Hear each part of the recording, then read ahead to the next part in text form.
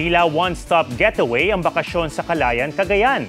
May cave na, may cove pa. G tayo dyan kasama si Ian Cruz. From cove to cave, may ipagmamalaki ang Calayan, Cagayan na nasa dulong hilaga ng Pilipinas. Sa Sibang Cove, malinaw na tubig? Check. Makasaysayan? Check din. Dito kasi matatagpuan ang ancient burial grounds, gayon din ang ilang artifacts. Ilan dito nasa National Museum na.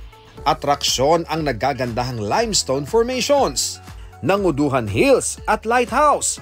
Pero ang talagang dinarayo, ang Pinong White Sand Beach. Kung tamang swimming lang din naman, bakit hindi subukan sa loob ng kuweba?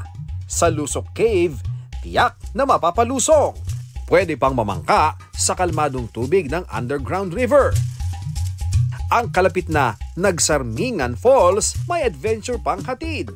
Dahil sa untouched beauty ng lugar na ito, isinusulong ito ng mga lokal doon na maging ecotourism destination. Ian Cruz nagbabalita para sa GMA Integrated News.